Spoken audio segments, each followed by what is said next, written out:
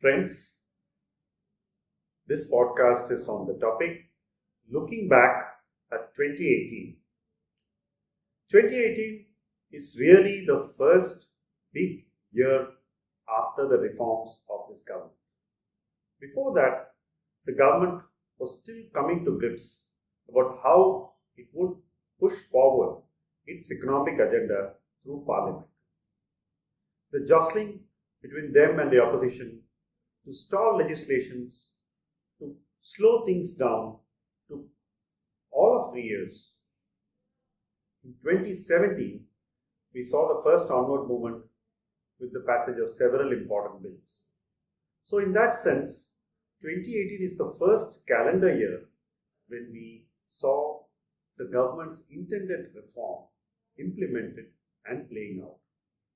So, we have GST, which has completed one calendar year and is moving on to the next. Clearly, the benefits of GST are still yet to show up in a big way. While it is fairly certain that GST in the form that it started has been corrected and the corrective process is still going on and in the right direction, we are likely to reach a point where GST reaches the intended form which the government would like to have and which we as stakeholders would also greatly appreciate.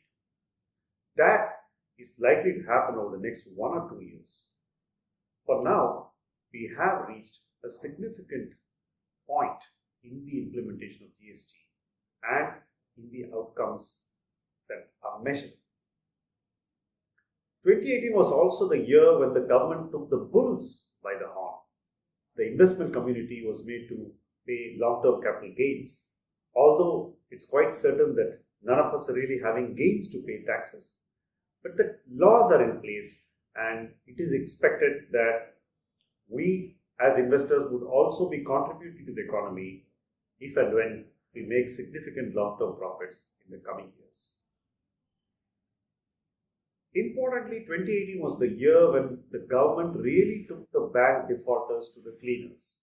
The IBC and the NCLT really worked and we have seen quite a few large resolutions in steel, and the concept that a bank problem, a bad loan, can have a proper resolution process where the owners are changed and new owners come in and the banks recover the loans that they gave to the old owners and the new owners take fresh responsibility is something that is being established. It is quite certain that in 2019 we will see significant onward movement in other problematic sectors like power.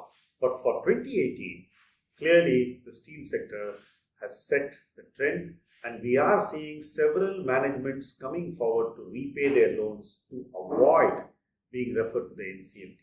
This is clearly a big win insofar as reforms is concerned.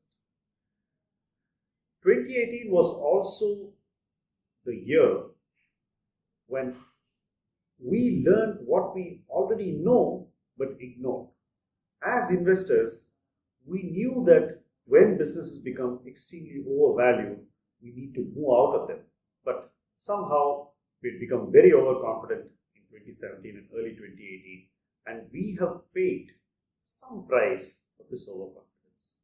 Another important lesson which we have learned as investors in 2018 is that when a very expensive company becomes expensive, we should not see that as a sign of becoming relatively cheap.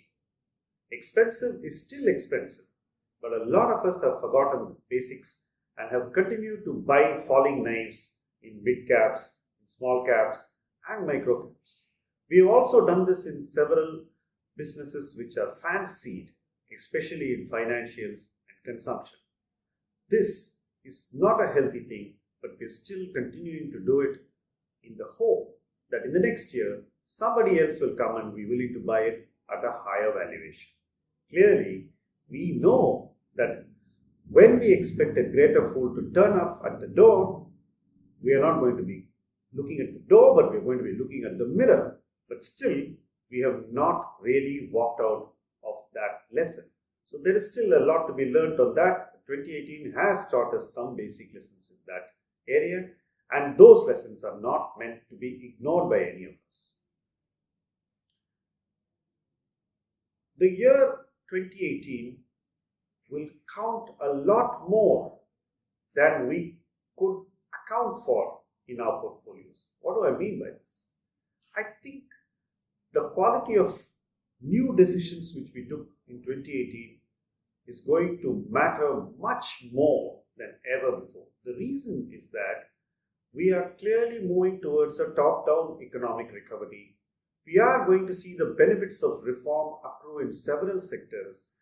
We are more than likely to see a revival in the capital cycle, which means that the basic industries which we thought were untouchables would suddenly find incremental fancy.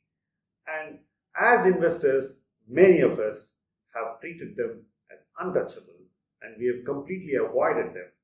And those who possibly showed the conviction in them and the contrarian bent in 2018 would take home rich rewards in 2019.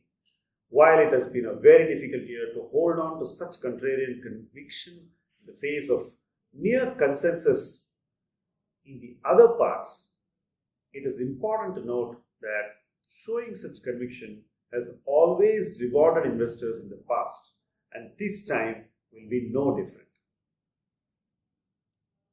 What investors did in 2018 or failed to do is going to matter far more than we imagine. If we have gone through a rehearsed, well-constructed portfolio reconstruction, then we are likely to benefit from that over a 12 to 24 month timeline. If you have failed to do that in 2018, I think we still have some time left to rethink what we need to do, to reinvent ourselves as investors, and to bring some freshness into the portfolio that will be clearly aligned to the future. One thing that 2018 taught people is that if you think you are avoiding the pain of investing in businesses which are themselves in pain, it still does not exclude you from feeling the pain of investing in businesses which you think are not having operational pain. Valuations can be the cause of pain, and that lesson is something that is going to leave us in 2018 and yet not let us forget so easily. So in that sense, 2018 has been a year when not much happened in terms of returns. Most of us probably have some pain notionally, but it is a year when we should have learned what we need to do for the future and brought those learnings into investment decisions. If we haven't done it yet, there's a little time left, and one should quickly get our act together.